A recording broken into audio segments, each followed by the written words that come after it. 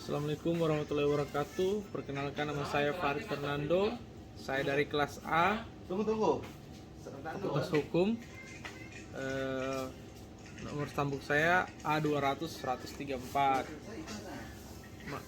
Mata kuliah saya Hukum Internasional. Jurus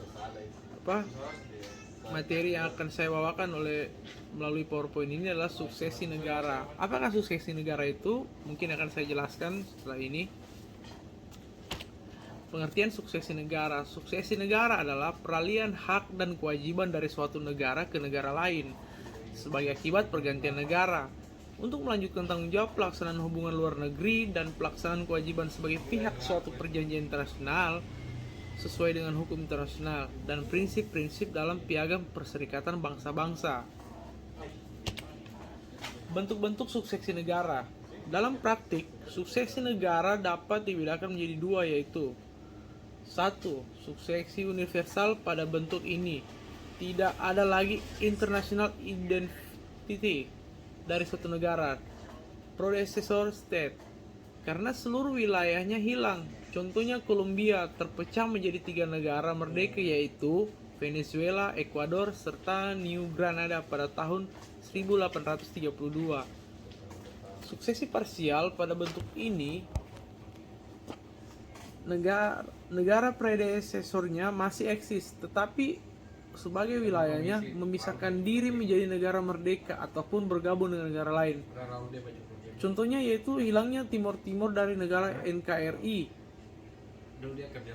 membentuk negara Timor Leste pada tahun 1999. Negara Indonesia sebagai predecessor state masih tetap ada.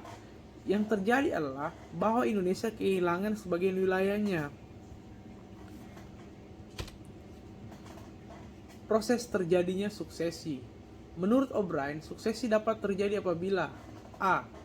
Bagian dari negara A bergabung dengan negara B atau tergabung ke dalam beberapa negara X, Y, dan Z. B. Bagian dari negara A menjadi satu negara baru.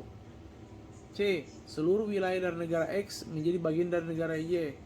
D. Seluruh wilayah negara A menjadi beberapa negara baru Y, X, dan Z. Keseluruhan bagian dari negara X membentuk dasar bagi beberapa negara baru yang berdaulat. Akibat dari suksesi negara. 1. Akibat hukum suksesi negara terhadap perjanjian. Aspek terpenting dari suksesi negara adalah pengaruh pergantian kedaulatan terhadap hak-hak dan kewajiban yang muncul dari suatu perjanjian. 2. Akibat hukum suksesi negara terhadap public property rights. Prinsip-prinsip suksesi negara dalam kaitannya dengan public property atau state property dikembangkan oleh hukum kebiasaan internasional yang selanjutnya dikodifikasi dalam Konvensi Wina pada tahun 1983 tentang state property. Akibat hukum suksesi negara terhadap private property. Private property yang dimaksud menyangkut harta benda juga milik perseorangan atau perusahaan yang bukan milik negara berdasarkan hukum nasional predecessor. 4. Akibat hukum suksesi negara terhadap arsip negara. Prinsip umum yang berlaku untuk arsip yang berkaitan dengan wilayah yang akan beralih pada suksesornya. Pasal 21 Konvensi Wina 1983 menetapkan bahwa arsip dari negara predecessor beralih pada suksesor pada saat terjadinya suksesi. Dalam hal tidak ada perjanjian, maka beralihnya arsip tersebut tanpa kompensasi. 5. Akibat hukum suksesi negara terhadap utang negara. Masalah hutang negara adalah masalah yang paling sensitif.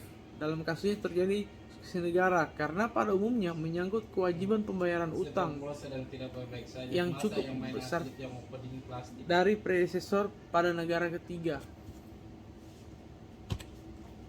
6. Akibat hukum suksesi negara terhadap kewarganegaraan. Brownlee menegaskan bahwa kewarganegaraan akan berubah ketika menjadi peralihan kedaulatan atau suksesi untuk memperkuat praktik setelah negara.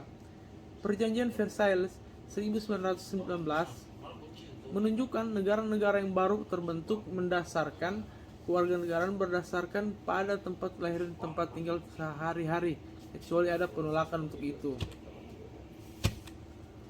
Oke, sekian presentasi dari saya. Assalamualaikum warahmatullahi wabarakatuh.